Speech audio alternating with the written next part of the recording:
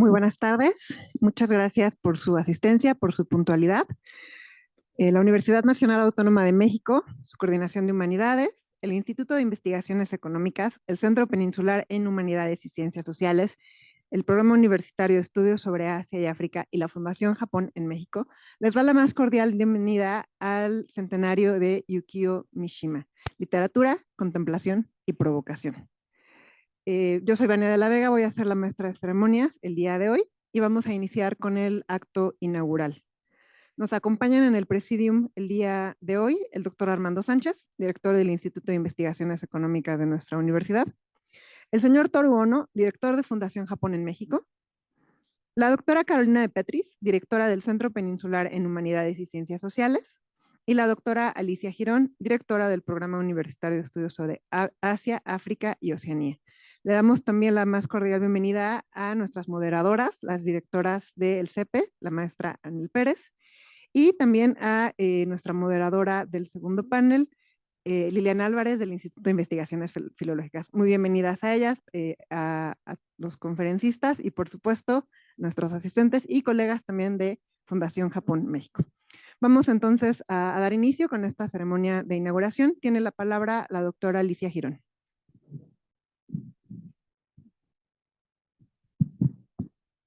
Bien, buenas tardes, bienvenidos al Programa Universitario de Estudios sobre Asia, África y Oceanía en esta casa del Instituto de Investigaciones Económicas. Es un gusto tener aquí a este magnífico presidium, al señor Toru Ono, director de Fundación Japón. Bienvenido aquí a nuestro instituto y al programa, al COAO. También nos da mucho gusto tener a la doctora Carolina de Petris, que es directora del Centro Peninsular en Humanidades y Ciencias Sociales, y también está con nosotros la directora del Instituto de Filológicas, Liliana Álvarez. No podría empezar sin decir que es una gran alegría estar aquí con ustedes, porque justo hace 10 años se hizo una reunión sobre los 90 años de Yukio Mishima. En aquel entonces, si quisiera un poco comentarles el programa, las entidades participantes fueron Investigaciones Filológicas, el Centro de Enseñanza de Lenguas Extranjeras, la Casa Universitaria del Libro, la Casa de las Humanidades, y en aquella ocasión tuvimos una mesa sobre Yukio Mishima, Cultura, Política y Sociedad. Recuerdo que también una persona que fue muy influyente para tener este conversatorio, esta reunión fue la doctora Aurelia Vargas y también el doctor Alberto Vital. Allí también otra mesa que fue también muy importante fue el legado literario de Yukio Mishima, y después tuvimos una conferencia magistral sobre literatura e historia, análisis del mar de la fertilidad, de Takashi Inoue. Este es un libro de los que escribió Mishima también durante su fructífera carrera literaria, y también hablamos sobre el pabellón dorado. Entonces, en sí fue un gran conservatorio, del cual aquí tienen presente el libro sobre Mishima con una foto que nos hicieron favor de darnos la autoría, de prestarnos para poder sacar esta foto de él, gracias a Fundación Japón. Bien, un poco para poder entender quién es Mishima, pues como economista me di en la tarea de ver qué fue lo que pasa en esa época en la que él nace. Él nace en 1925, muere en 1940, pero un poco buscando, eso sí, gracias a la inteligencia artificial, lo tengo que decir, le hice varias preguntas, pude entender lo que son las eras en la historia de Japón. Terminada la era del shogunato, Tokugawa, y esa era donde Japón es realmente un país feudal, pasa a la nueva era, que es la era Meiji, de 1868 a 1912, con el emperador Meiji. Y ahí es donde el emperador Meiji toma todo su poder. Después hay una época muy chiquita de 1912 a 1926 con el emperador Taisho, si cometo un error me corriges, Vania. Y después viene la era de Mishima, de Yukio Mishima, que es la era de Showa, que va de 1926 a 1989. Por supuesto, después viene, en esa época es el emperador Hirohito, con todo el poder que le da esa historia de las eras previas, pero quizás lo más importante de esta época es que ya hay lo que nosotros en economía hablamos de un proceso de acumulación originaria. Ya estaban sentadas las bases del gran capitalismo, de un capitalismo imperial, pero además con una influencia occidental muy fuerte por parte de los Estados Unidos. Por supuesto, esta era de 1926 a 1989 es una gran transformación, pero también lo que vive Mishima es nace entre la Primera y la Segunda Guerra Mundial, ve todo lo que es el efecto de la posguerra, ve el efecto de las dos bombas, que es muy importante mencionar, Hiroshima y Nagasaki, y posteriormente esa transformación del gran Japón, el Japón imperial, en un Japón más occidentalizado. Yo con eso termino, no soy especialista, pero gracias a la búsqueda para poder hacer estas pequeñas palabras, pues sí me puse a poder entender sobre todo cómo se definen estas grandes eras y la importancia que tiene Japón a partir desde finales del siglo XIX en su inserción en un mercado ya global y por supuesto posteriormente, que es después de la muerte de Mishima, viene toda una época de, por un lado, de una gran concentración del poder económico y financiero de Japón. Recuerdo perfectamente que ya, ya para los años 80, previa a los años 80, incluso está el acuerdo Plaza, donde se le obliga a Japón a ¿cómo se dice?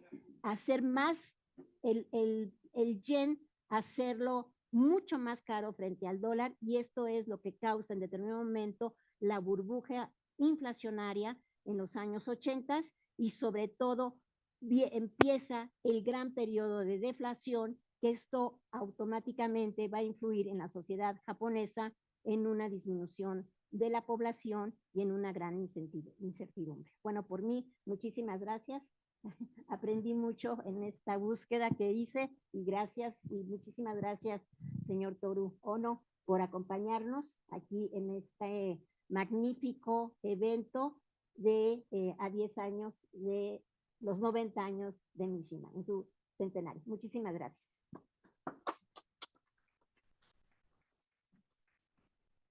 Muchas gracias, doctora Alicia Girón. Doctora Carolina de Petris, tiene el uso de la palabra.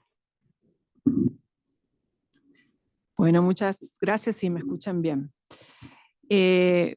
Bueno, para mí es una alegría hoy estar aquí en este seminario centenario de Yukio Mishima, Literatura, Contemplación y Provocación, que yo creo que nació de una vocación que comparten tanto el PUEAO como el Sepsis por la vinculación.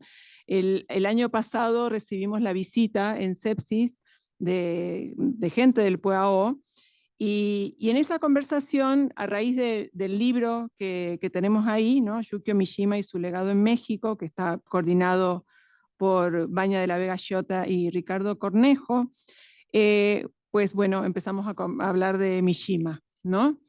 Y en esa conversación yo me enteré de algo que ignoraba, y es que Mishima había estado en México, y más concretamente en Yucatán. Algo que, bueno, inmediatamente despertó mi atención porque estábamos en Yucatán, ¿no? El Sepsis está en Yucatán, y porque además en el Sepsis hay una línea muy importante de investigación en torno a la literatura de viajes. Entonces, bueno, al parecer había un escrito sobre ese viaje, y nos dimos en la tarea de localizarlo, ¿no? Ese viaje que fue por las Américas, podríamos decir, porque también continuó hacia Estados Unidos. Entonces, antes de que la embajada del PUEAO se fuera del sepsis, convinimos en tratar de localizar ese escrito, traducirlo e intentar publicarlo, ¿no? De manera conjunta. Y en lo que vamos llevando de ese trayecto, vislumbramos ya, con lo poco que tenemos, un texto de enorme interés y gran calidad literaria, que pone en diálogo a Mishima con toda una rica tradición de viajeros por Yucatán que arranca a finales del siglo XVIII, ¿no? Todos viajeros que llegaron, por supuesto, a Yucatán sumamente fascinados por los edificios, ¿no? de la civilización maya pretérita. Indagando también, las doctoras Girón y de la Vega Shota recordaron que Mishima había escrito una introducción a la versión japonesa del Popol Vuh. La consiguieron y me la acercaron generosamente para comenzar así a enlazar los eslabones sueltos de la relación literaria que al parecer existe entre Mishima, los mayas y Yucatán. La doctora Lilian Álvarez y la maestra Nel Pérez, ambas, digamos, cuando recibieron la invitación a este evento, me dijeron, no sabía que eras mishimista. Las dos me dijeron lo mismo. Y a las dos les dije lo mismo, no soy mishimista. En realidad soy una lectora fascinada de la literatura japonesa, ¿no? Desde que leí Soy un gato, de Soseki, y después leí Las hermanas Makioka, de Tanizaki, y después seguí, bueno, jalando del hilo los grandes novelistas de la literatura japonesa, como bueno, Kawabata, Oe, y por supuesto el mismo Mishima. Entonces, pues todo esto en realidad nos fue trayendo al evento de hoy, ¿no? Mishima, yo creo que lo vamos a ver hoy seguramente, es un personaje muy controversial, ¿no? Por su ideología. Pero estemos o no de acuerdo con él, yo creo que no podemos no conceder que es un escritor de enorme, inmensa calidad literaria. Con él pasa lo que pasa casi inevitablemente con todos los escritores y escritoras que han terminado su vida suicidándose. Se lee su obra como una ratificación de ese final, y más en el caso de Mishima, con un suicidio tan, se me permite el término, tan espectacular, ¿no? Como fue. Me parece que esa lectura habilita otra, a contrapelo, para no caer siempre en el costado negativo de las tensiones que recorren su obra, como la que se intuye en su escrito de Viaje por México. La muerte inexorablemente unida a la voluptuosidad de la vida.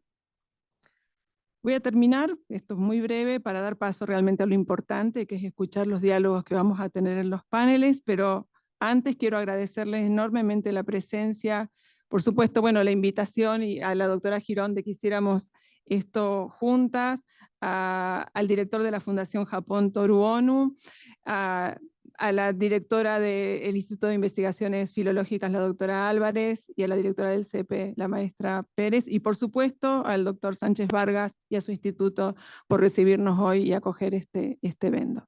Y a ustedes que están aquí presentes y a todos los que nos acompañan a distancia. Gracias.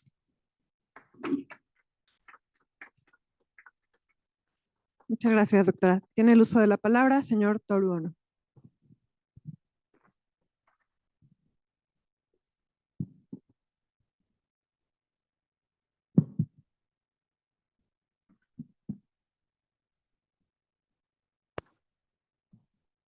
Buenas tardes. Soy Toru Ono, director de la Fundación Japón en México. Quisiera comenzar expresando mi sincero agradecimiento al Programa Universitario de Estudios sobre Asia, África y Oceanía de UNAM por la organización de este seminario en conmemoración del centenario del autor japonés Yukio Mishima. Aprovecho también para agradecer la presencia del doctor Armando Sánchez, director del Instituto de Investigaciones Económicas, de la doctora Carolina de Peturis, directora del Centro Peninsular en Humanidades y Ciencias Sociales, y de la doctora Alicia Girón, directora del Programa Universitario de Estudios sobre Asia, África y Oceanía. Para quienes no nos conocen, la Fundación Japón es una institución del gobierno japonés dedicada a la promoción de la cultura de Japón en el mundo y al fortalecimiento del intercambio cultural internacional. En esta ocasión, nos complace profundamente participar en este evento que invita a reflexionar sobre las múltiples facetas de uno de los escritores más complejos y fascinantes de la literatura japonesa contemporánea. La amplia producción de Yukio Mishima, su inclusión en diversas disciplinas artísticas y su diálogo con otros creadores e intelectuales de su tiempo ofrecen un panorama invaluable para comprender distintos aspectos de la cultura y la sociedad japonesa de la posguerra. Esperamos que este seminario se convierta en un espacio fértil y encuentro, análisis y diálogo académico que contribuya a seguir fortaleciendo los estudios sobre Japón en México y en América Latina. Finalmente, quiero felicitar y agradecer a la maestra Vania de la Vega Ciota y a todo el equipo del Programa Universitario de Estudios sobre Asia, África y Oceanía por la planeación y organización de este evento. Agradezco sinceramente su apoyo y la presencia de todos ustedes el día de hoy. Muchas gracias.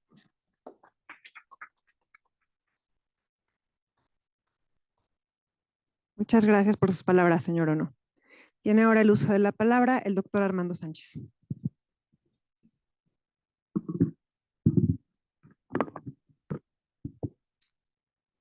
Muy buenas tardes a todas y todos. Bienvenidas y bienvenidos al Instituto de Investigaciones Económicas de la UNAM. En esta ocasión, quisiera agradecer la presencia de la doctora Carolina de Petris del CEPSIS, bienvenida, del director de Fundación Japón en México, el señor Toru Ono, y obviamente de la doctora Alicia Girón, directora del PUEAO, que como siempre nos tiene ocupados trabajando en seminarios y organizaciones. También quiero agradecer a la doctora Liliana Álvarez su presencia y saludarla, y también a la directora del CEPE, Anel Pérez, bienvenida. Bueno, este seminario promete ser un seminario muy interesante, en el cual se examinará la obra y legado de Yukio Mishima a 100 años de su nacimiento. Lo interesante es que es desde una perspectiva multidisciplinaria que obviamente pues estamos incluidos los economistas. Yo no soy tampoco mishimista, pero a lo mejor voy a volverme a partir de este seminario.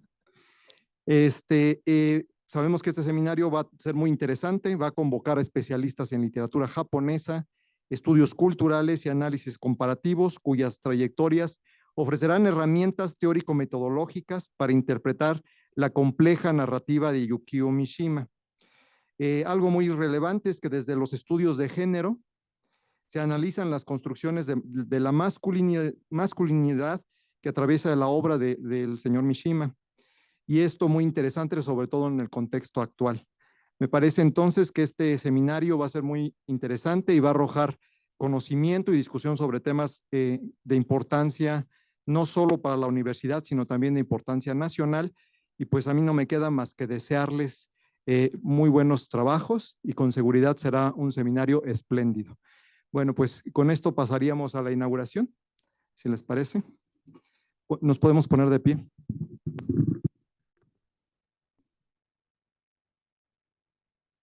Siendo las 4:12 de la tarde, damos por inaugurado el seminario centenario de Yukio Mishima, Literatura, Contemplación y Provocación. Felicidades y muchas gracias.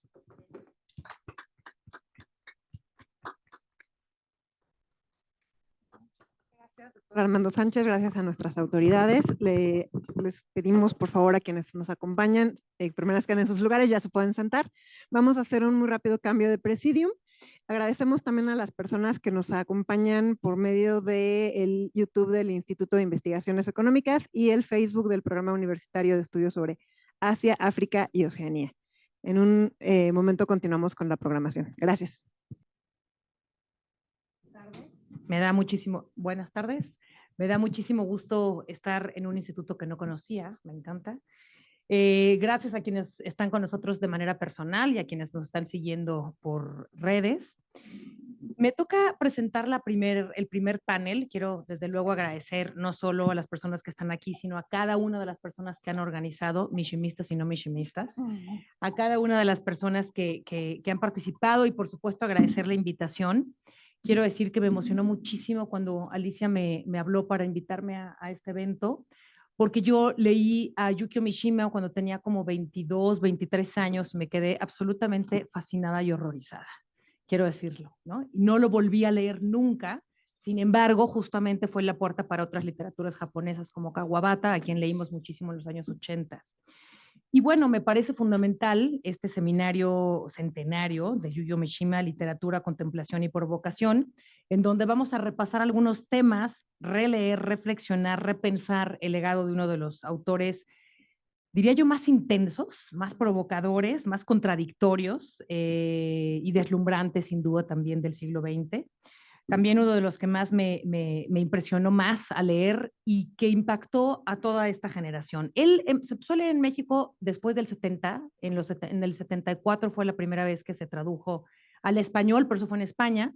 Realmente a Mishima lo empezamos a leer en los 80s y 90s y quizá nos impresionó muchísimo. Han pasado 100 años de su nacimiento, 56, según lo que dijo Alicia entonces, de su muerte trágica, espectacular, dijiste, ¿no? Espectacular, de su polémica también muerte. Y bueno, hoy día, pues como lo vemos, sigue provocando fascinación, desconcierto, y por eso lo convocamos hoy para leerlo con los ojos y la mirada de un siglo XXI, donde ya tiene una apuesta distinta. Tenía yo más rollo que no voy a decir porque me dijo Vania que tenemos apretado el tiempo. Solo quiero decir que, bueno, me parece fundamental poner los ojos en la ética, la estética, ¿no? Que Yukio Mishima hace siempre en este intento como de contradecir lo bello, lo feo, lo trágico, lo festivo, etcétera. Vamos a hablar en esta mesa de su visita a Yucatán, a la que ya se refirió la doctora de Petris, con una fascinación que es su paso por Yucatán en un cuaderno ilustrado, del cual me muero de ganas de enterarme. Vamos a hablar también, por supuesto, de Confesiones de una máscara, que nos dejó esta cruda de la lectura que ya dije en toda mi generación.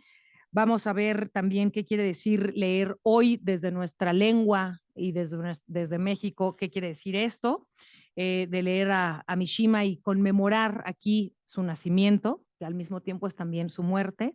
Y bueno, no me queda de otra más que desear que esta mesa esté igualmente fascinante como incómoda, que es lo que tendríamos que hacer al leer a Yukio Mishima. Provocamos éticamente y estéticamente eso que él mismo trató de hacer.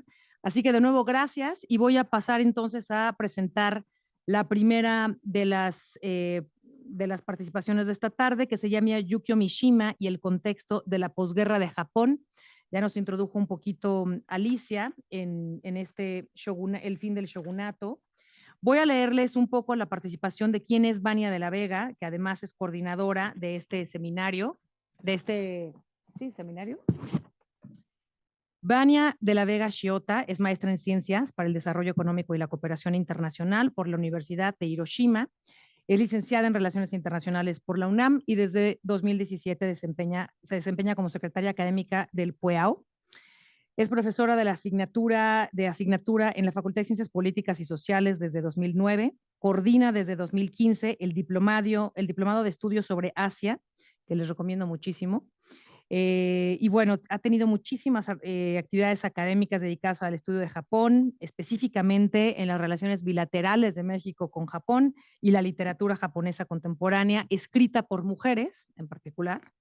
Fue presidenta de la Asociación Mexicana de Expecarios del Japón del 2021 al 2023. Es miembro del Consejo Directivo del Liceo Mexicano Japonés, que actualmente es asociada y activa, y recibió la distinción de excelencia docente en la Universidad de Anáhuac en 2018.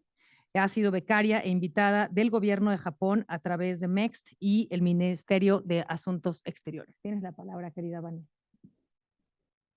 Muchas gracias por tus palabras, por poner en marco este seminario y bueno, nuevamente gracias a todas las personas que hacen posible desde su planeación y desde su ejecución el seminario y las personas que nos acompañan. A mí me tocó la difícil misión de ser la primera persona que va a intervenir y pensando justamente en que han pasado 100 años del nacimiento de Yukio Mishima, y que es posiblemente el autor japonés más traducido y más leído al español en México.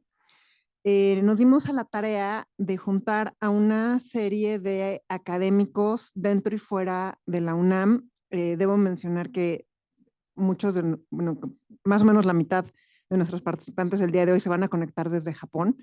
Entonces es una conversación transoceánica. Y hace 10 años, pues empezamos a platicar, a discutir y nos dimos cuenta que había gente de generaciones anteriores que había leído muchas obras de Yukio Mishima, pero que también los jóvenes lo siguen leyendo. Entonces yo lo que quiero hacer es un poco poner en contexto cuál fue el Japón que vivió Yukio Mishima, las transformaciones a las que se enfrentó el país cuando él nació, creció y empezó a escribir. También tengo el objetivo, pues justamente llevándolo a mi formación de internacionalista, de cuestionarme si es Yukio Mishima un actor de relaciones internacionales, justamente considerando que él es un reflejo de los contrastes y las contradicciones que hay entre el Japón tradicional y el Japón moderno y el Japón contemporáneo. Entonces, esta plática está dividida en 6 secciones muy pequeñas, con el fin de que todos podamos hacer uso de la palabra. Primero vamos a hablar un poquito de contexto histórico, después justamente profundizar un poco los elementos que encontramos que parecieran una contradicción entre el Japón tradicional y el Japón moderno, en 3 obras específicas, que es El Pabellón de Oro, Caballos Desbocados, después el haiku que él escribe para su suicidio ritual. Bueno, y les dejo al final una serie de preguntas abiertas para el futuro. Entonces, bueno, el Japón de Mishima es el Japón que va de 1925 a 1970. Él nace el 14 de enero de 1925, hace justamente 100 años, es el motivo que nos reúne hoy. Y fallece por suicidio ritual, por seppuku, el 25 de noviembre de 1970. Entonces, la doctora Alicia ya nos dejó en la mesa este tema. Me gustaría recalcar 2 conceptos que en español tienden a confundirse, que es lo moderno y lo contemporáneo. Sin embargo, para la manera en la que se clasifica las eras en Japón, son 2 conceptos totalmente diferentes y un contexto específico. Valdría la pena mencionar que si bien los japoneses utilizan el calendario gregoriano, también utilizan un calendario propio, que es un calendario de origen imperial.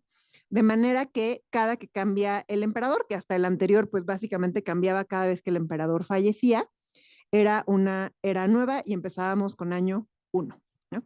Entonces yo solamente voy a hablar de Meiji para acá, tienen en pantalla, no lo voy a leer todo por cuestiones de tiempo, pero podemos ver en la primera columna el nombre de la era. Por supuesto, habría que empezar por la era Meiji, que es justamente la modernización de Japón. Pero también el nombre de restauración Meiji viene del concepto de que se restaura el poder del emperador, que justamente como adelantó la doctora Alicia, antes estaba controlado por los shogunes.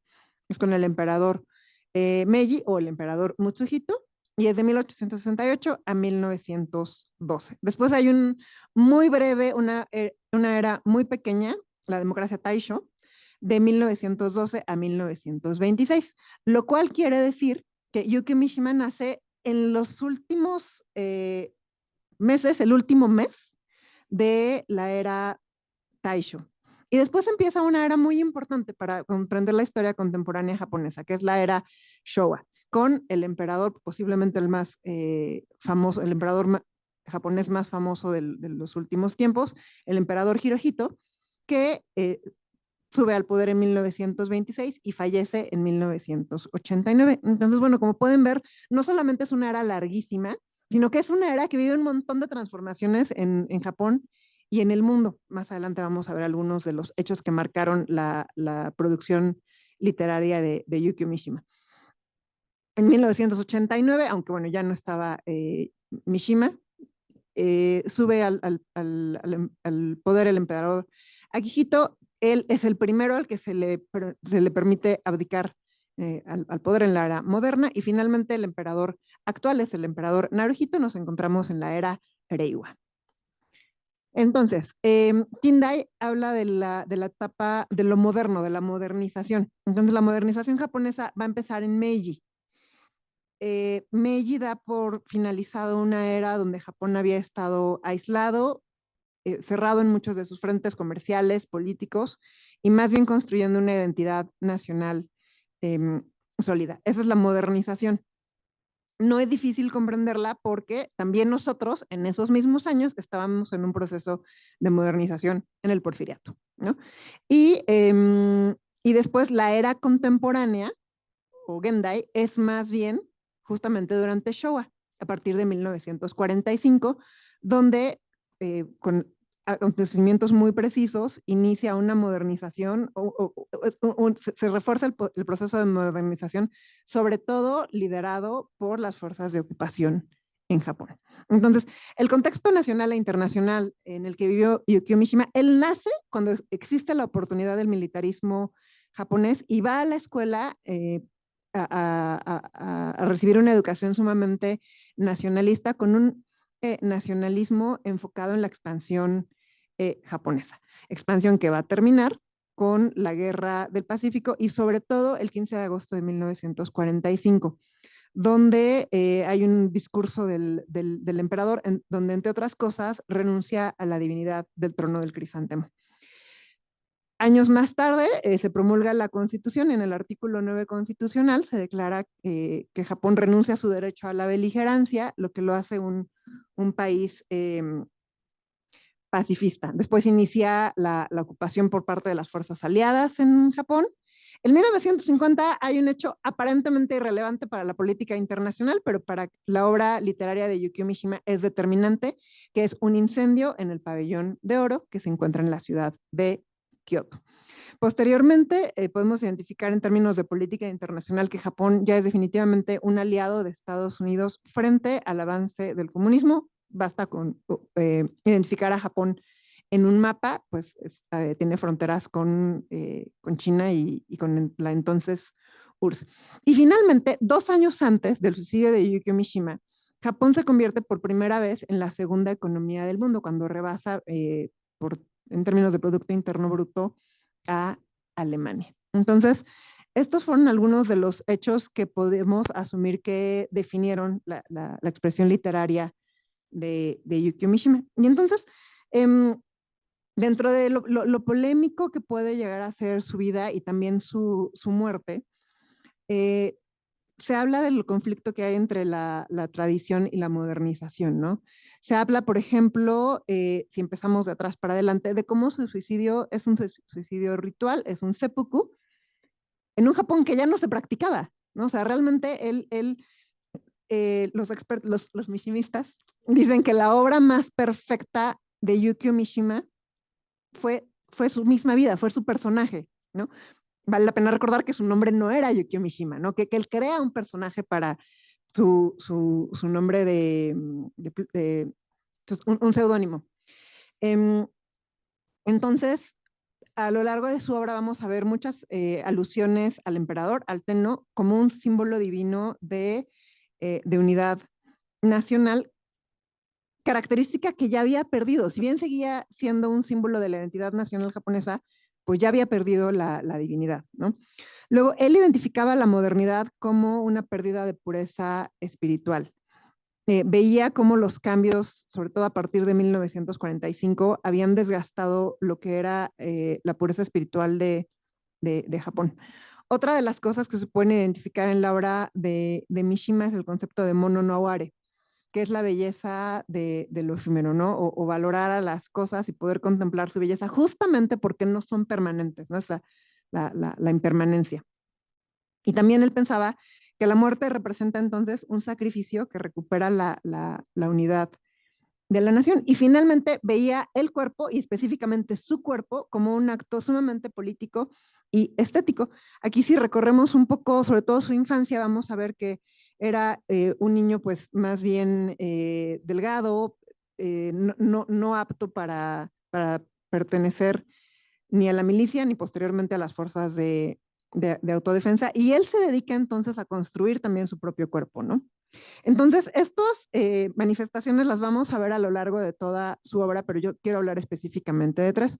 Primero, El Pabellón de Oro, que fue publicado originalmente en 1956 y toma como inspiración el incendio del templo budista, de este templo que está localizado en Kioto, donde está el monasterio de Rokonji, donde había un monje que se llama, de acuerdo a la obra de Nishima Mizoguchi, que pues básicamente se enamora del pabellón. Entonces lo ve como el arquetipo de belleza, y es una belleza que no puede dejar de admirar, y entonces empieza a tener como una fascinación obsesiva por él, hasta que decide que si no puede ser solamente para él, entonces no puede ser para nadie. Hay quien recomienda esta como una puerta de entrada para leer a Yukio Mishima, y la interpretación es que es realmente una metáfora a la pérdida del Japón tradicional, ¿no? Siendo el templo el Japón tradicional,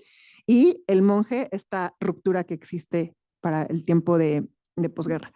Y otra novela muy significativa para poder entender este tipo de metáforas es Caballos Desbocados, que se publicó originalmente en 1969 y que forma parte de una tetralogía, que fue lo último que él escribió, es el volumen 2, y se llama El Mar de la Fertilidad.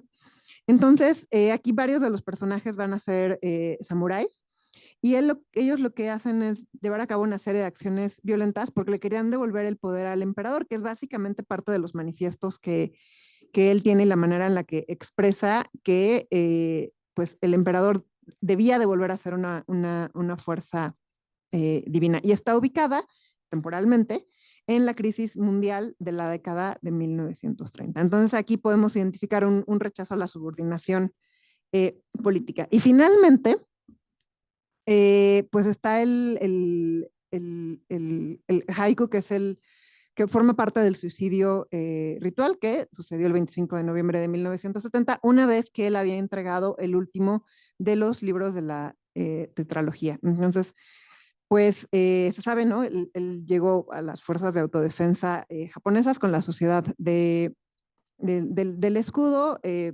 dando vivas al emperador, y finalmente llevó a cabo el ritual seppuku. Por supuesto no es el de la imagen es el martirio de San Sebastián. Y encontré una traducción al español. Seguramente los expertos en literatura tendrán una serie de comentarios, porque no es una traducción que sea del todo aceptada. El haiku es una manifestación literaria muy difícil de traducir, pero es más o menos la que tenemos en pantalla. Y bueno, reflexiones finales, entonces sería como preguntas para seguir con esta investigación. Sería primero cuestionarnos, ¿no? ¿Cómo veía Yukio Mishima a este Japón, y si en ese sentido él puede ser, gracias a toda su producción literaria, un actor de relaciones internacionales, con algo que seguramente no estaría de acuerdo con el concepto de soft power, pero bueno, finalmente aquí en México la puerta de entrada a la cultura japonesa de mucha gente ha sido, y probablemente seguirá siendo durante mucho tiempo, Yukio Mishima. Después, pues, ¿qué es ser japonés en un mundo globalizado, no? ¿Qué es ser japonés, sobre todo considerando la ideología que él tenía, ¿no? La creación de la sociedad del escudo, el rol que él pensaba que el emperador debía de tener.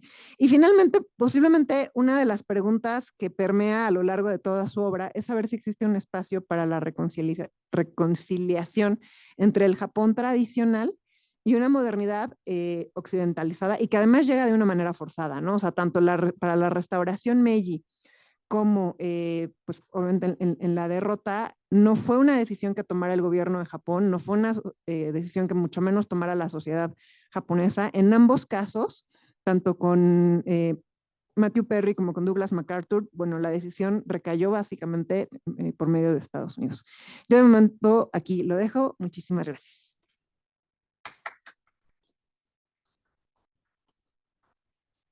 Muchas gracias por este panorama, Vania, que además nos hace un panorama no solo de Japón, sino un poco de quién es el personaje al que nos estamos acercando, escritor, dramaturgo, pues cineasta de alguna manera y sobre todo personaje de sí mismo, ¿no? Que ciertamente no se llamaba Yukio Mishima. Entonces, bueno, muy útil este panorama. Para empezar, vamos a dar parte entonces de quien sigue con un título que se llama Impacto de Mishima en América Latina. Se trata de Matías Chiappe. Les platico un poquito de él.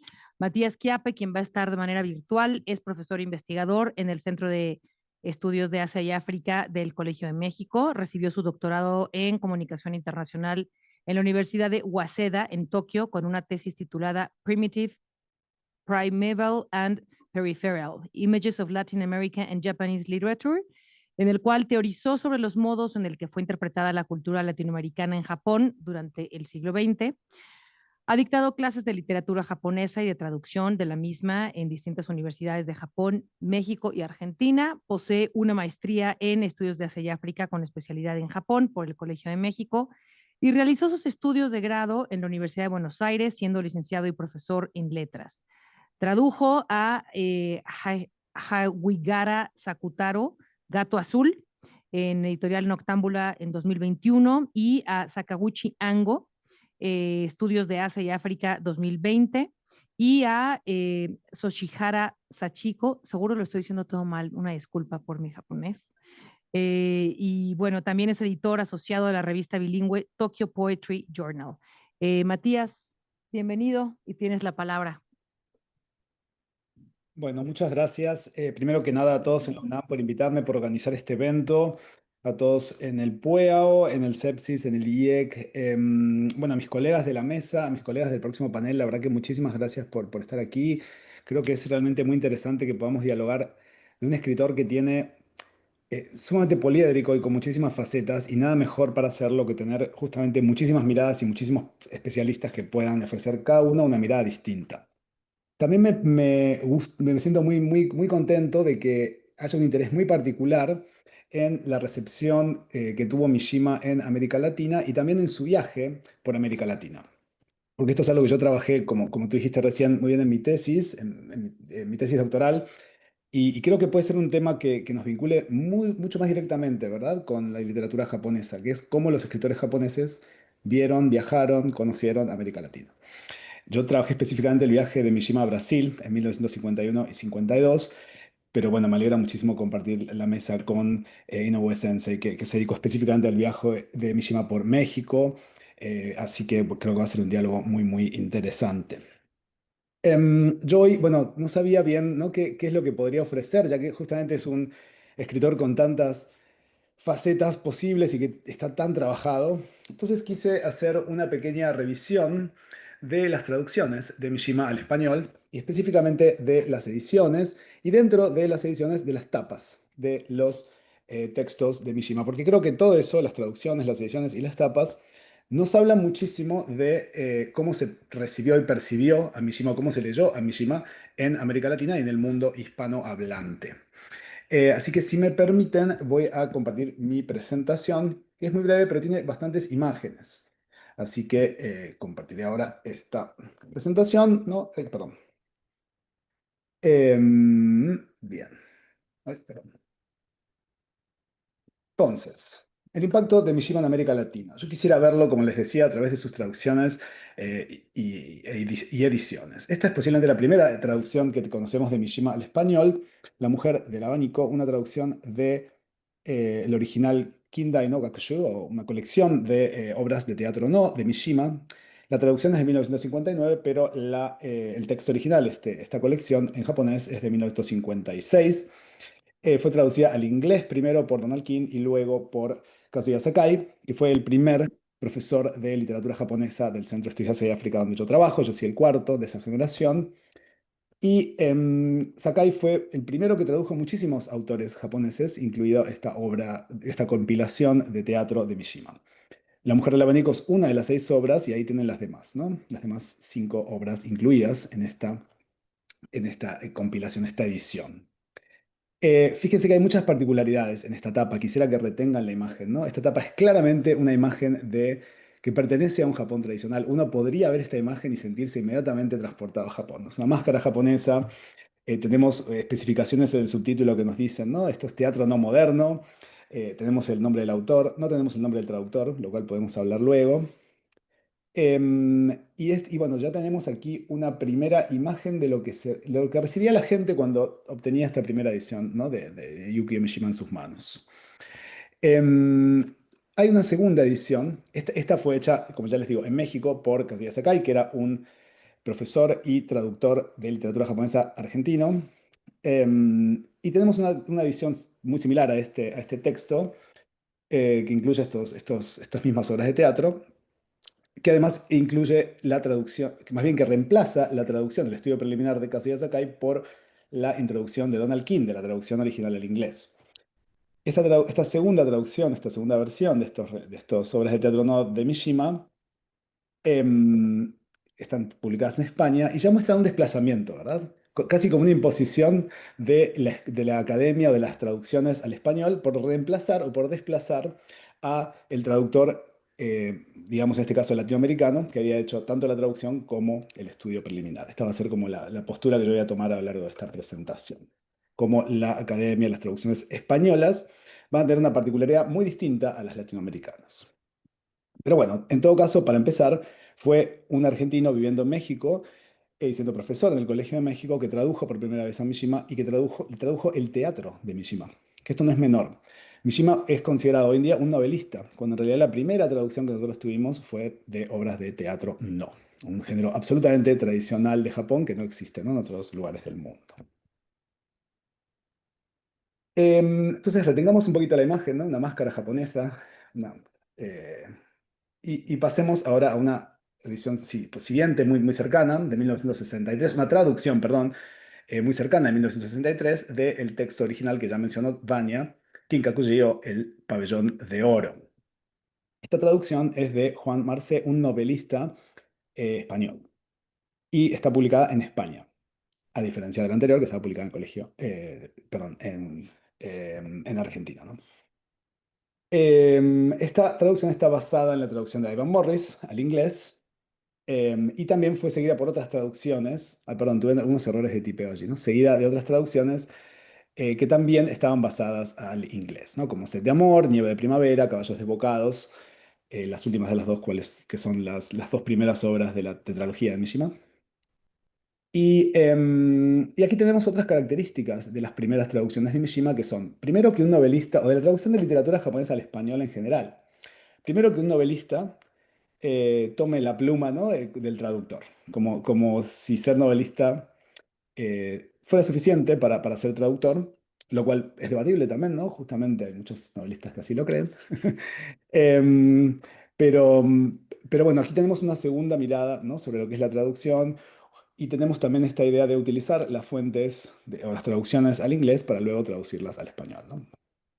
Y también quisiera que retengamos la imagen de la tapa, ¿no? Aquí el pabellón de oro, y claramente tenemos una imagen del pabellón de oro, de este templo del Kinkakuji que está en Kioto, este templo de Zen, que como bien contó Banya, es incendiado por este monje en la versión de Mishima por ser incapaz de contemplar su belleza, ¿no?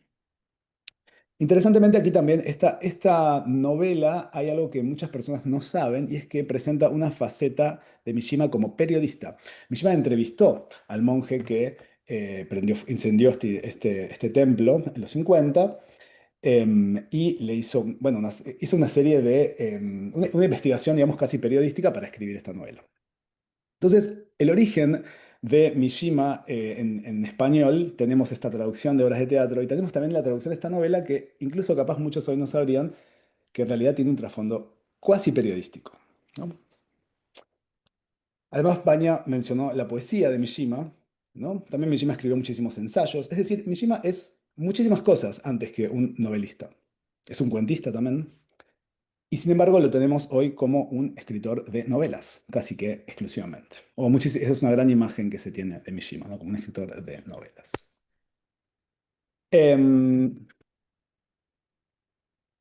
Quisiera mostrarles otra traducción de posiblemente la novela más famosa de Mishima, la que le dio mucho éxito tanto en Japón como en el resto del mundo, Confesiones de una máscara, cuya primera traducción al español la tenemos en 1961 por Lidia y José García Díaz del inglés, al igual que la siguiente traducción del inglés de Confesiones de una máscara por Andrés Bosch, ¿no? La primera está publicada en Argentina, en Buenos Aires, por la editorial Sur, la editorial Sur, que era del famoso Grupo Sur al cual pertenecían, ¿no? En el cual colaboraban figuras como Jorge Luis Borges, pero también Octavio Paz. Fue en ese Grupo Sur en el cual participó, perdón, Donald King, ¿no? En el número 249 de la revista Sur, dedicada exclusivamente a la literatura japonesa.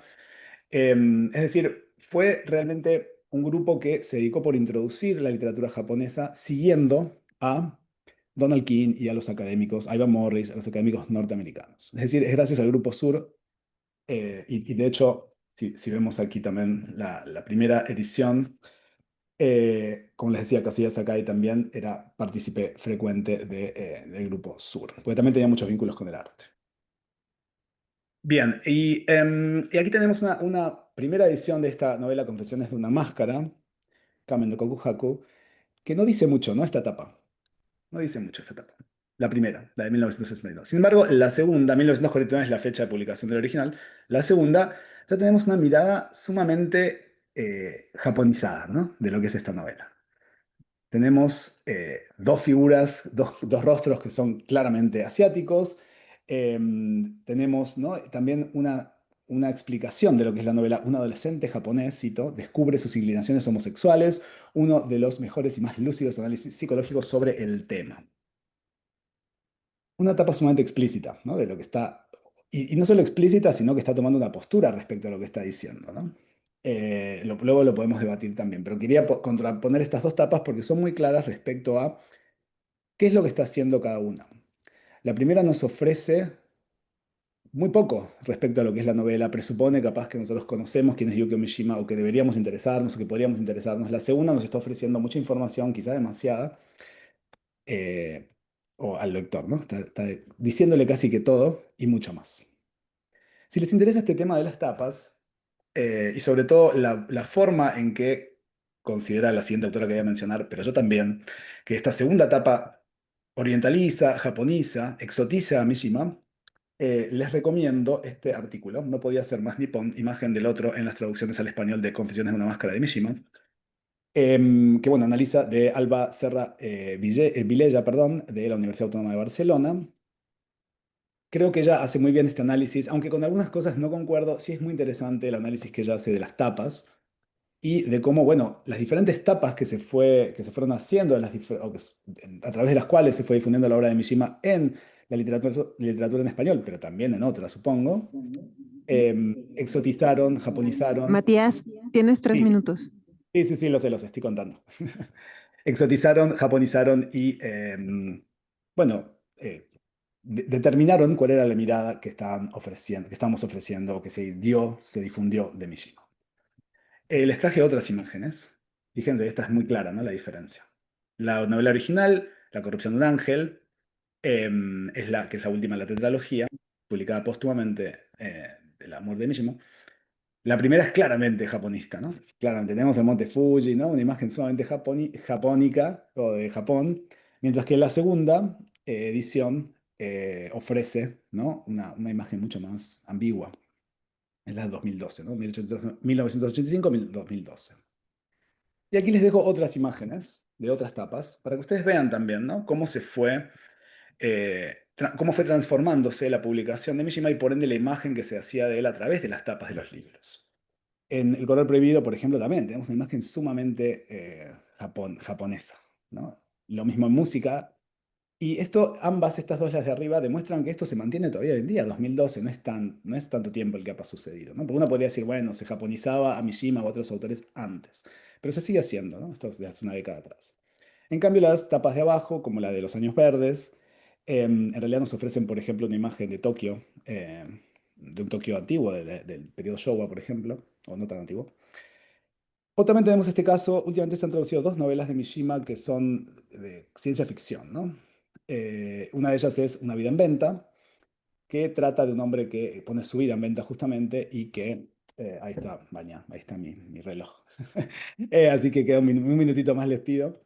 Em, Trata justamente de una, o más bien se ofrece a través de la traducción de esta novela una faceta de Mishima que no se conocía, que es la de escritor de ciencia ficción. De hecho, esta novela fue publicada en la revista Playboy en Japón y fue serializadamente y fue publicada en novela luego. Y bueno, aquí tenemos un intento, me parece a mí, por ofrecer una nueva mirada de Mishima, ¿verdad? Entonces, bueno, estas tapas me parece que yo intenté como mostrarles un poquito lo que hace esta autora que les acabo de mencionar, esta crítica literaria de la Universidad Autónoma de Barcelona, con otros ejemplos que no son confesiones de una máscara. Y también quería mostrarles, ya que hablamos de la recepción y el impacto que tuvo Mishima en América Latina, que también existen ejemplos de literatura que ha sido, que tiene a Mishima como protagonista o como tema. Quizás uno de los primeros que hizo de Mishima un protagonista es Biografía Ilustrada de Mishima, del escritor Mario Bellatín. Les dejo las dos tapas también, la primera es la verde, y la segunda es la que tiene los hiragana, bueno, la que está escrita en japonés. Y esta novela trata de, o imagina una situación en la cual Mishima, luego de suicidarse, luego de cometer seppuku, su espíritu sigue vivo y sigue escribiendo novelas. Y el protagonista de esta novela, o más bien el narrador de esta novela, lo que nos cuenta es la historia de un académico que da conferencias o charlas o analiza la novela las novelas y las obras de este espíritu de Mishima que sigue escribiendo. Es una novela muy interesante que juega mucho con la cuestión del cuerpo también, que es propio del autor de Mario Bellatín. Es un autor peruano radicado en México. La segunda, esta novela titulada El lado izquierdo del sol de Cristian Lagunas, es una novela histórica ficcionalizada que narra el paso de Mishima por Yucatán, justamente, ¿no? Mishima llegó a Yucatán en 1957, a Mérida, y venía desde Cuba, de Haití, República Dominicana, y también, bueno, el profesor Inoue va a hablar seguramente de esto, y es quien más sabe de este tema. También luego fue a Ciudad Juárez, ¿verdad? Esto se narra también en el libro del cual nos va a hablar Nori. Tapino Ovejón. Así que si les interesa este tema, yo les recomiendo leer esta novela, que es una ficcionalización, ¿no? Recuerden, es una ficcionalización de este tema.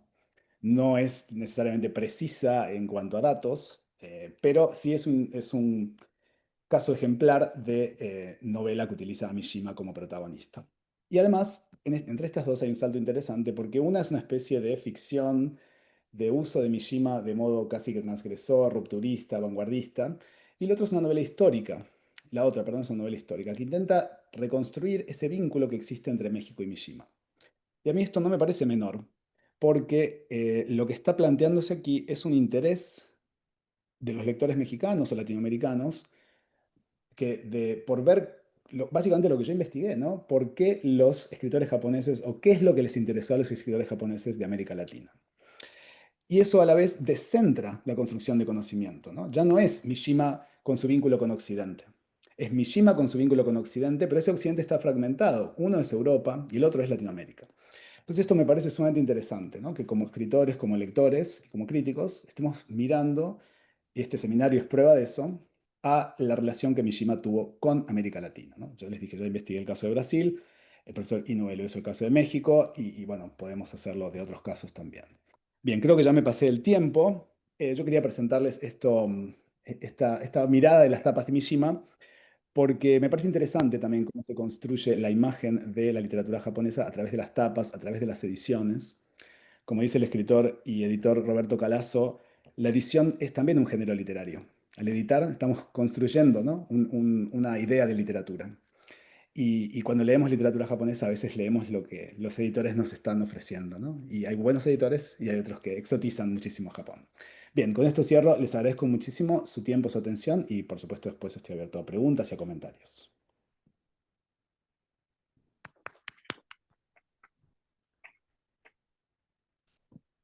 Bueno, pues muchísimas gracias, Matías, por esta paseada por todo lo que fueron las políticas editoriales y las traducciones que nos dan una muy buena imagen. Tengo más que comentar, pero ahorita solo tengo como 30 segundos para que nos vayamos ajustando en el tiempo. Entonces, vamos a dar lugar a la siguiente ponencia, que es también a través de Zoom y que entiendo que va a ser en inglés. Es el maestro Takashi Inoue. Ahora les voy a leer un poco sobre él y su título es El México de Yukio Mishima. You must be listening to us, dear Takashi Inoue. So I'm going to read something about your life academically. Bueno, les platico, Takashi Inoue nació en Yokohama, se graduó de literatura en la Universidad de Tokio y ha ejercido la docencia en la Universidad Femenina de Shirakuri. Como investigador, su campo de estudios en la literatura de Japón moderno y su especialidad, la literatura de Yukio Mishima, es lo que formula, digamos, su eje académico. Imparte clases dedicadas a la revisión de poesía y novelas de la era moderna, a la lectura de críticas y a la enseñanza de las bases históricas de la literatura, así como a la revisión de obras posteriores al periodo Meiji y a discusiones acerca de lo que es y lo que comprende la historia de la literatura.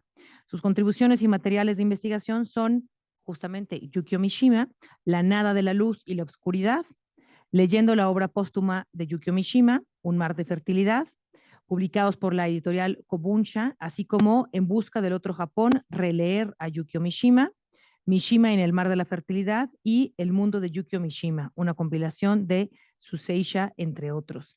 Takashi Inoue, we're listening to you. Please go ahead and welcome. Can you hear me? Okay. Okay, thank you. So, hola. I'm very sorry I can't speak Spanish, so please allow me to speak English. So, okay. Yes, I would like to say that we were not looking at you, but now we are. So please go ahead. Sorry to interrupt. Yes, I can hear you. So may I go ahead? Okay. So, okay, thank you very much. So I'm very happy. So thank you for having me. But honestly, I'd like to meet you in person. So I visited Mexico 2016. So I'm always thinking about my, that's me. This is my office in Japan. So the early morning, so 8 a.m. So in Tokyo. And I'm thinking my visit to Mexico, so 2016. So it is my very beautiful memory. And so 10 years passed. So there are many historical things. So Japan has changed, the world has changed. So particularly, so the pandemic was very serious event. And you know, so the President Trump, the emergency, President Trump and Ukraine-Russian war and Gaza-Israeli conflict, there are many historical things during 10 years since I visited Mexico last time. But thanks to these 10 years, so I think we have get big perspective, so big viewpoint. So, and now, so we can understand what was the 20th century, what was modern Japan and modern world. So I think so we have the more bigger perspective thanks to these 10 years. So from this viewpoint, I'm going to go back to the Mishima's visit to Mexico, you know, so 1957, just before, a little before the Cuban Revolution. So can I share the screen? Okay. So okay. Do you see the screen? Okay.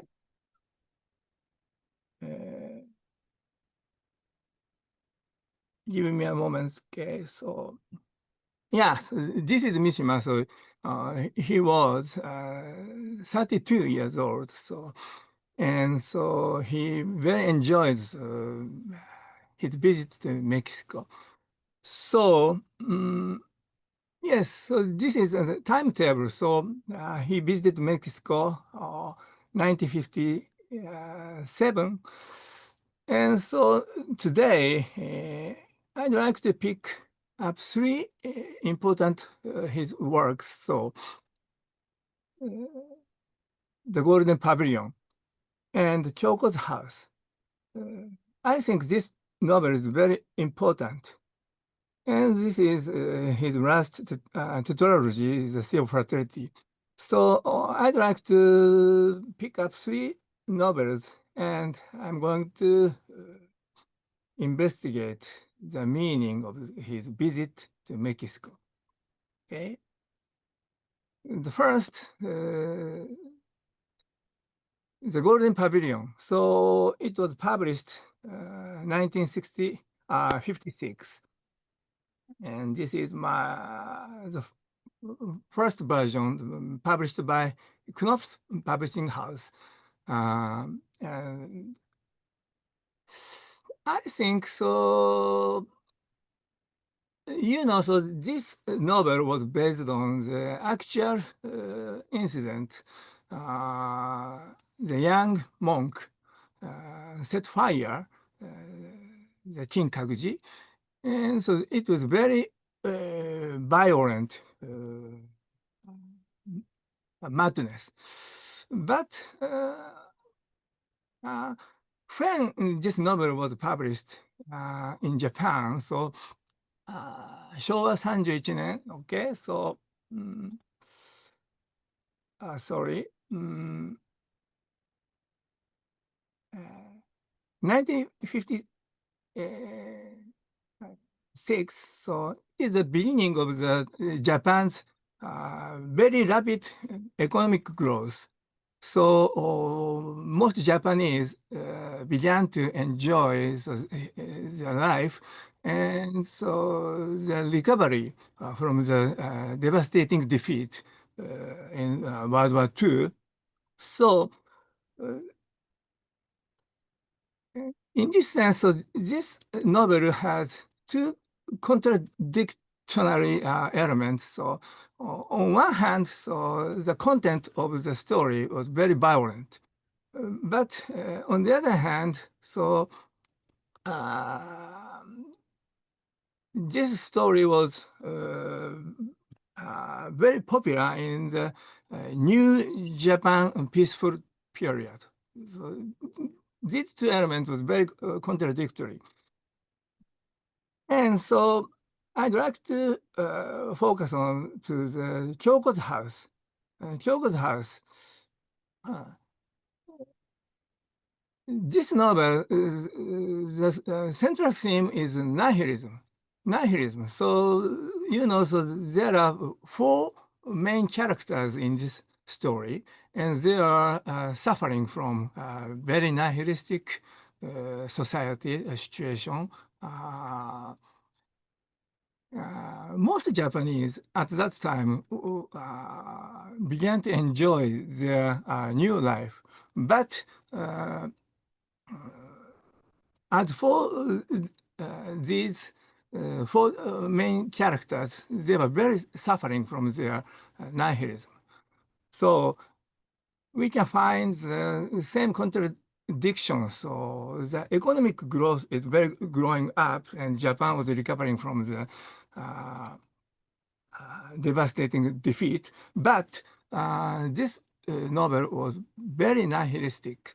So Mishima focused on this novel, but its popularity was very low. So most Japanese people at that time didn't accept this novel.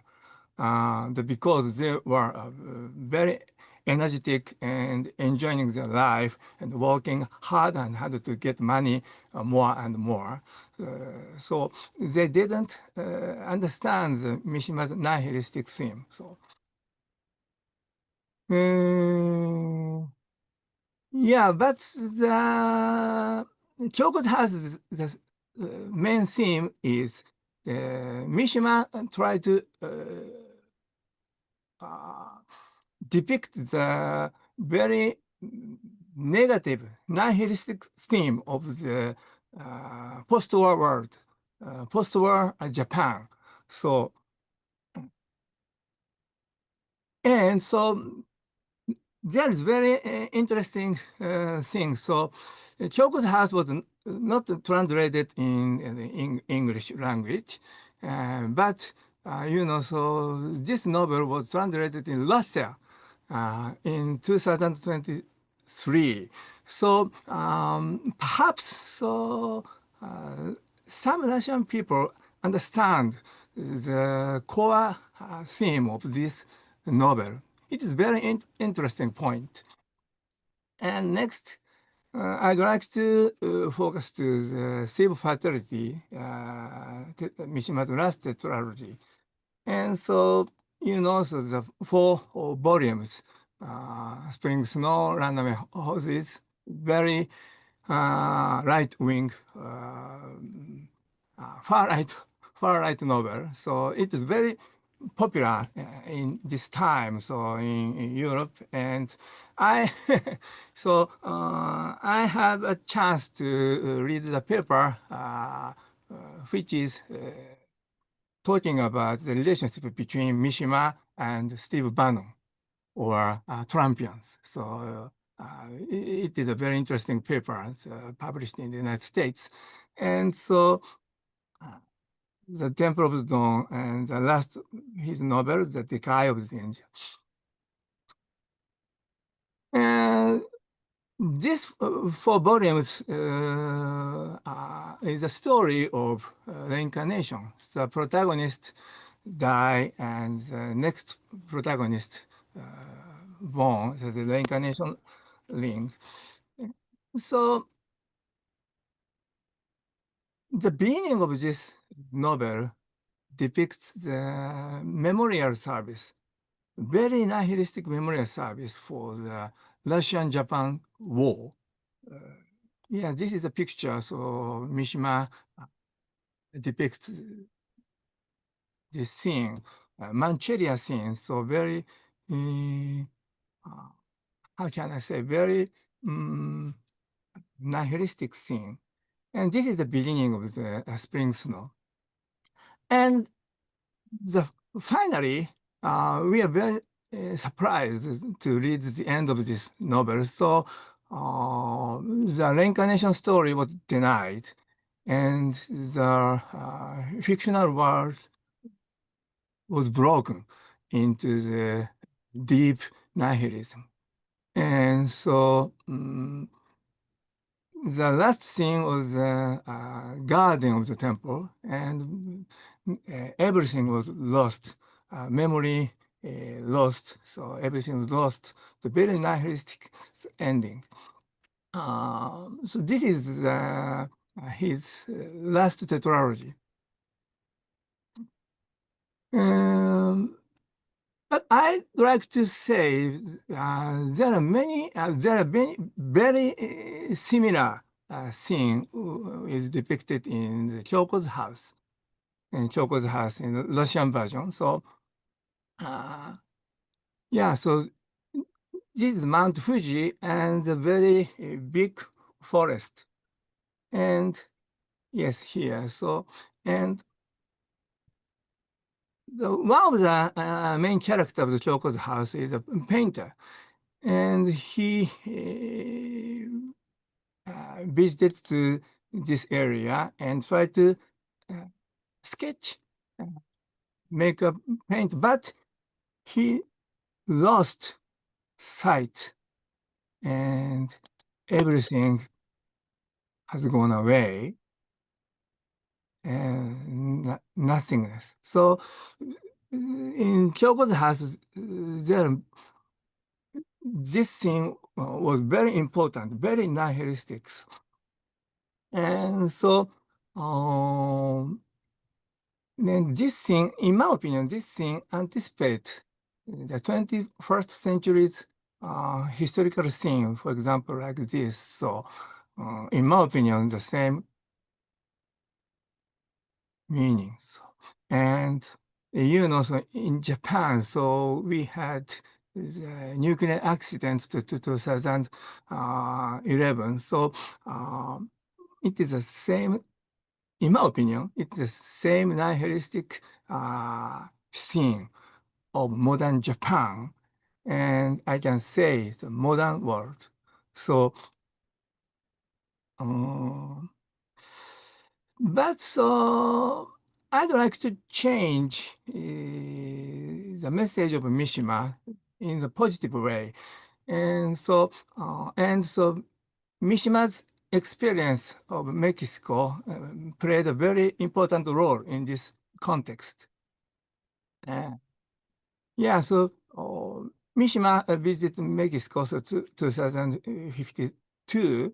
Yes, so this is Uxmal, so he visited Mexico City and Uxmal and Yucatan Peninsula. And so, yes, that's me. So 9 years ago, so I visited the same hotel. So yes, so I'm very young. So yes, that's me, Agent Uxmal. And Mishima enjoyed the Uxmal, and he visited tours around this, and he felt very happy. He felt very happy, so he experienced the very special time. So beyond the time, beyond the space, beyond everything, he enjoys a kind of eternal life. It's a kind of beautiful reincarnation. So he experienced at Uxmal and in Mexico. So at the end of the Kyoko's house, the Japanese painter, he suffered from the very nihilistic situation. He lost sight, he lost everything. But at the end of the Kyoko's house, he recovered from his mental madness, and he decided to visit Mexico to try again the painting. So the Mexico is a very important element of this novel, Kyoko's house, turn the nihilism into the very optimistic happiness, which is created by literature or art or such a kind of human beings' activities. So, yes, Mishima experienced very important eternal life beyond the time, space. So, in my opinion, so the end of the Sea of Fatality was very nihilistic and helpless. But I think we can change, or we have to change the end. We have to change the meaning of the end, so into the more important scene. And I think so. Mishima, I think Mishima hopes so. So we can interpret it. So his works and his life and his everything. This is my essence of my talk. So can I have any time? Okay. Yeah, so this is my tentative endings. Okay. Okay, thank you very much. So maybe we can have other comments after your talk, if you agree. Thank you very much for introducing us to the concept of nothing less and nihilism in Mishima and this great issue of mental health and mental madness. And of course, the introduction beyond the time and space in Uxmal and in the experience of Mishima. So I'm going to go on the program.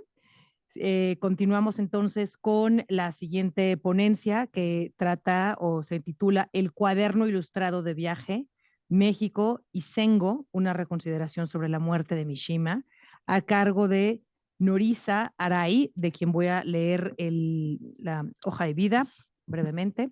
Es licenciado en Letras por la Universidad de Osaka. Es becario del programa de intercambio del marco del Plan de la Asociación Estratégica Global entre México y Japón, esto entre 2013 y 2014. Es maestro en estudios latinoamericanos por la Universidad Nacional Autónoma de México y doctor en estudios latinoamericanos por la misma institución.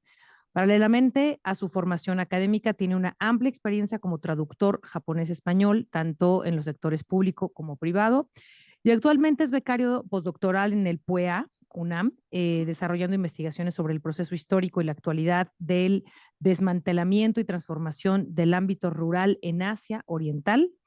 Es miembro del actual ALADA, México, y su principal enfoque es la antropología y el estudio folclor Minsokugaku.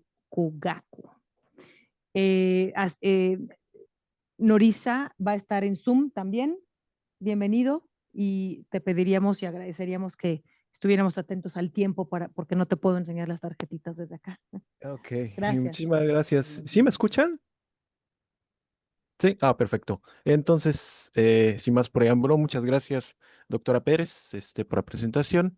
Voy a poner presentación. Oh, ahí está. Esto.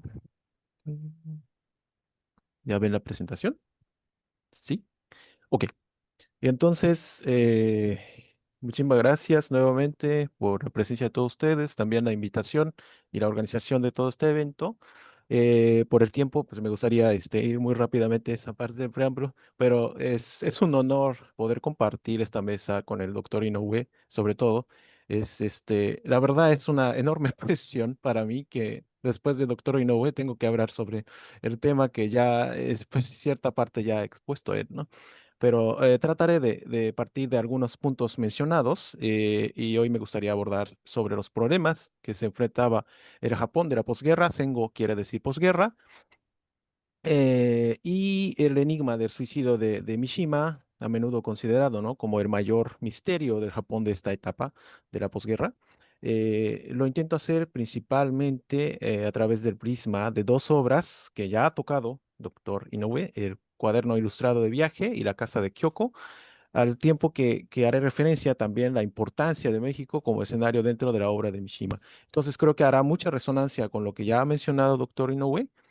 Eh, Avanzo exponiendo que entonces actualmente en este semestre me he dedicado a trabajar en la traducción al español del cuaderno ilustrado de viaje. Y este ensayo de viajes ya han dado el contexto, pero en realidad no es muy conocido incluso en Japón y nunca ha sido traducido en español. No sé si en inglés, creo que no. Su contexto de elaboración fue tras el éxito del Pabellón de Oro. Y en esta obra, Mishima relata sus experiencias de viaje por México y el Caribe mientras se encontraba en Estados Unidos para la producción neoyorquina del teatro no moderno. En el libro vienen varias menciones sobre México y me gustaría compartir algunos extractos, a ver si pueden verlas porque está muy chiquita las letras, una disculpa. Eh, es conocida, ¿no?, la particular fascinación de Mishima por la cultura maya y se manifiesta en varias obras, como ya se han mencionado, como el caso de Popol Vuh, pero también en el erotismo de Georges Bataille, también viene una referencia sobre Yucatán. Y sobre su fascinación, pues yo creo que caben varias interpretaciones, porque menciona justamente una furia de la naturaleza mesoamericana, los tranquilos dioses occidentales frente a deidades mexicanas intensas, la irreversibilidad del pasado, la arquitectura maya como ruinas y los paralelismos entre la historia de la conquista de México y la derrota de Japón, etcétera, etcétera, ¿no? Pero examinemos primero su descripción de Chichén Itzá. En realidad, esto también, doctor Inoue menciona en su primer discurso que ha dado aquí en México, allá en México.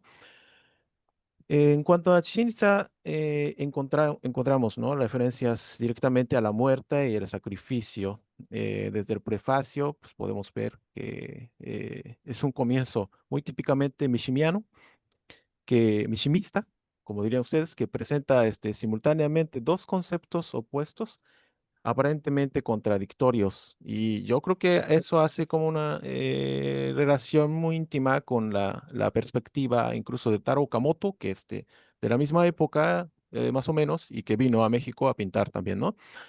Y así en Chichén Itzá se puede discernir en el texto una clara conciencia de la muerte, ¿no? Una fascinación por el caos, por lo dionisiaco, podríamos decir, que gobierna la fuerza tropical de Mesoamérica en contraposición a la Europa apolínea de Apolo, en la cual gobierna más bien el orden, ¿no? Y entonces, sin embargo, los momentos más felices de Mishima no los vivió en Chichén Itzá, como ya mencionó, doctor. No voy a repetir, nada más voy a decir que eh, lo que mencionaba, doctor, es que es la segunda parte, donde esa tarde de Uxmal, Mishima tuvo una extraña experiencia, que se sentía como si estuviera viviendo en dos tiempos diferentes debido a un fenómeno climático que vio él en esos días, en ese día, un fenómeno climático propio de los trópicos, ¿no? Y entonces comenta en el hotel Uxmal, donde ahí estaba presente el doctor, que de vuelta en el hotel, Mishima se toma todavía un momento para saborear esta tranquila felicidad. Yo creo que coincido que era una etapa muy feliz, podría decir más feliz quizá de su vida, que pasó allá en Yucatán, sobre todo en Uxmal, pero es un poco chiste, pero sin esta felicidad duró muy, muy poquito porque al día siguiente Mishima se enferma muy fuertemente con diarrea y fiebre alta, pues. Entonces, la venganza de Moctezuma, ¿no? Siempre ha existido desde aquella época. Y eh, por último, desde los fragmentos, quisiera presentar qué sentimientos, ¿no?, albergaba Mishima hacia México. Esto queda muy claro cuando vemos esta parte de cuando Mishima llega a Ciudad Juárez y pueden también hacer análisis comparativo entre cómo describe a México y cómo describe la vida en Estados Unidos, ¿no? Sus descripciones de los días que pasó posteriormente en Estados Unidos es bastante diferente. Eh, Hay un capítulo entonces titulado La naturaleza salvaje e higiénica, y Mishima describe su renuencia, ¿no?, a abandonar México en la frontera. ¿Qué se puede deducir de estos fragmentos? Pienso, en el texto, o yo creo que es evidente, ¿no?, que Mishima siente más simpatía por México que por Estados Unidos. Por el contrario, tanto en lo que mencionaba Matías, la Copa de Apolo, como el cuaderno ilustrado de viaje, siempre da la impresión de que Mishima está cohibido cuando está en Estados Unidos. Al viajar a Estados Unidos, le podemos percibir su tensión, su rigidez de la actitud. No, no está como muy Mishima. Y al igual que describe, ¿no?, sobre los mexicanos que aquí en este fragmento viene que pierden brillo cuando cruzan a Estados Unidos porque ya no están en su terreno, ¿no? Pero por el caso de Mishima parece que el peso de la derrota de la Segunda Guerra Mundial pesa muchísimo sobre sus hombros y da la impresión de que su elocuencia está incluso atenuada durante su estancia en Estados Unidos.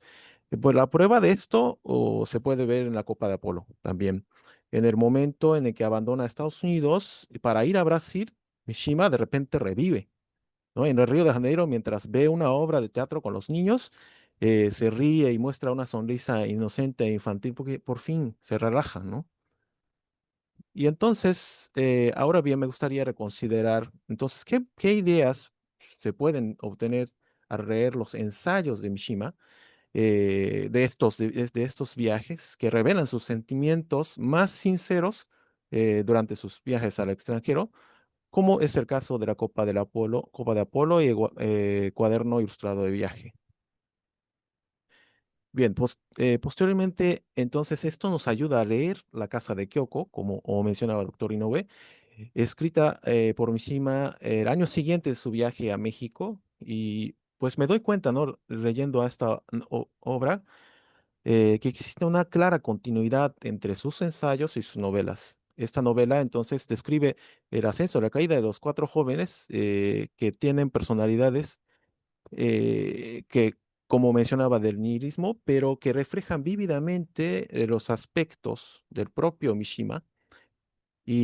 Pero estas historias se narran dentro de la casa de una mujer llamada Kyoko. Y Kyoko, pues es muy sugerente nombre porque kanji es su nombre, primero es espejo, ¿no? Y segunda es como decir mujer, ¿no? Muy simbólico. Es un espejo que refleja, ¿no? La personalidad de Mishima. Dentro de la obra de Mishima, Casa de Kyoko es muy conocida por haber recibido duras críticas de sus contemporáneos, como mencionaba doctor no, bueno, en otras palabras, en su momento se consideró el mayor fracaso incluso de la carrera de Mishima. Eh, pero si leemos con detenimiento, esta obra es muy importante porque esta valoración creo que resultó muy desalentadora para Mishima, y se dice que el fracaso de la ambición de la Casa de Kyoko de tratar de retratar el espíritu de una etapa de Japón, de la posguerra, del nihilismo posterior a la guerra, marcó no solo un punto de inflexión en su estilo posterior, sino también el punto de partida de un cambio de su perspectiva, incluso ideológica, ¿no? Y entonces, como les he dicho, en la casa de Kyoko, los cuatro personajes reflejan vívidamente el prisma de la personalidad de Mishima y protagonizan la obra, por ejemplo, Seiichiro, que es la persona que destaca por fingir, que se adapta en una sociedad de empresarios, élites, pero que no le convence en el fondo del corazón, está burlándose de esto y que en su interior alberga una destructividad súper fatalista. Y Osamu, el actor guapo, narcisista y físicamente frágil, que representa a Mishima, ¿no? Obviamente, Shunkichi, el tipo deportivo que vive en el instinto, para luego pues, abrazar la ideología de extrema derecha y encontrar su ruina finalmente. Y por último, Natsuo, que mencionó el doctor, el pintor ingenuo, tímido, con un corazón infantil y puro. Después de leer Cuaderno Ilustrado de Viaje, podemos entender que Natsuo es personaje profundamente significativo. Él es el único que sobrevive a esta historia sin encontrar a ruina, ¿no? Entonces considero que representa el aspecto más puro del propio Mishima, proyectando, por ejemplo, la risa infantil de Mishima en Río de Janeiro o la sonrisa de Mishima mirando al cielo de Uxmal, ¿no? Esencialmente la faceta más inocente de la persona que es Kimitake Hiraoka, ¿no? ¿Y por qué sobrevive Natsuo? Pues ya como se ha mencionado, porque al final de la historia él se marcha a estudiar en México. Sin embargo, en esta obra, Mishima, que consideraba su mejor trabajo, no fue apreciada, ¿no? ¿Y eso qué significa, no? Yo creo que fue esa negación de la parte más pura, ¿no? Eh, de, de Mishima. Y a partir de entonces, muy desilusionado, podemos considerar que Mishima llegó a abandonar la ingenuidad de Natsuo y enfatizó cada vez más las características encarnadas por otros personajes como Seiichiro, Osamu y Shunkichi, ¿no? Bueno, ya no tenemos mucho tiempo. Sí, tengo temas muy grandes. Ahora, voy a dar un salto de tiempo así muy rápido. Bueno, resultó que en ese tiempo, o en el 69, pues tuvo la conversación entre Mishima y el Consejo Conjunto de Lucha de todos los campos. Entonces se encontró la derecha e izquierda en ese momento de extrema por una única razón. Finalmente creo que había una resonancia en el que ambos tenían la postura contra de Estados Unidos. Y entonces, al término de su viaje, desde su debate, Mishima dice a los estudiantes, yo no creo nada en más que esto, les pido que comprendan una cosa, yo creo en la pasión de ustedes, solo en eso creo. Y entonces, es muy interesante, ese diálogo era posible, pero ahí creo que radica el problema. Yo cierro con esta reflexión, entonces considero que el nihilismo al que se enfrenta Mishima está íntimamente ligado a la noción del sociólogo que se llama Miadai, habla de cotidianidad sin fin, o sea, esa sensación de que lo cotidiano seguirá para siempre en en este aburrimiento, en ese nihilismo, ¿no? O de Shirai, de derrota perpetua. Entonces, esa sensación de nihilismo actualmente, aún hoy en día, creo que persiste, aunque en formas más alteradas, distintas, ¿no? Eh, Pero Mishima, para salir de esto, pues envía a Natsuo a México, ¿no? Para escapar del nihilismo, su idea es que era enviarlo a México era una respuesta donde el propio Mishima había sentido la felicidad pura, eh, como o salir de este nihilismo. Y entonces, por el último, o retomo el título de ese seminario, ¿no? La provocación. La muerte de Mishima sigue provocándonos. Para Mishima, la derrota de Japón y el posterior acuerdo de posguerra significaron una humillante castración. O ningún crecimiento económico, por muy dorado que sea, puede alterar el hecho de que el problema siga existiendo, ¿no? Entonces, tenemos que reconsiderar la relación con Estados Unidos. Ese creo que es el mensaje que hay también. Si hubiera habido un pasado en el que las contradicciones inherentes a la estructura de posguerra se hubieran resuelto en una etapa anterior, todos estos problemas, cabría preguntarnos, ¿no habría muerto Mishima? Sin el espacio, ¿no? Teatral en el que todos los elementos de Mishima, como ideología de extrema derecha, nihilismo, heroísmo, narcisismo, pudieran coexistir, es decir, sin el vacío de la posguerra se hubiera superado. Si el vacío de la posguerra se hubiera superado de una manera completamente diferente, Mishima no habría tenido motivos para cometer seppuku, ¿no? Esto implica que el pueblo japonés... Interrumpa, pero tenemos que concluir. Ok, ok.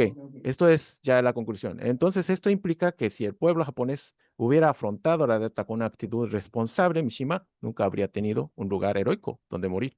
En ese sentido, continúa el problema y tendríamos que seguir hablando. Y esto es necesario compartir una vez más eh, esta urgencia de seguir con ese debate sobre soberanía de Japón para que de este mismo acto constituya una ofrenda a la muerte de Mishima. Gracias.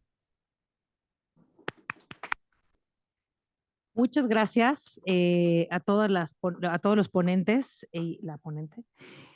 No hemos tratado de darles más voz, más tiempo a los ponentes y eso implica que tenemos que sacrificar las preguntas y comentarios hasta ahorita, pero probablemente podamos ajustarlo en la segunda parte.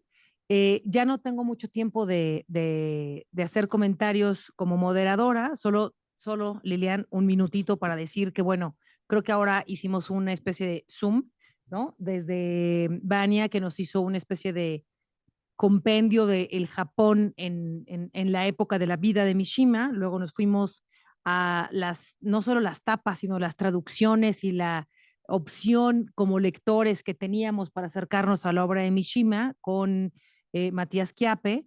Luego nos acercamos pues a los conceptos básicos que llevaron a Mishima a viajar, ¿no? El nihilismo, la nada, estos conceptos de la muerte de una tradición y la complejidad de la modernidad, ¿no? Que nos llevó Takashi Inoue, para finalizar con esto que ya nos aterriza a Mishima en México propiamente, el tema de la felicidad, el tema de la sorpresa de Mishima ante un maya tropical que le implica también una felicidad, pero también una ansiedad, como lo vimos.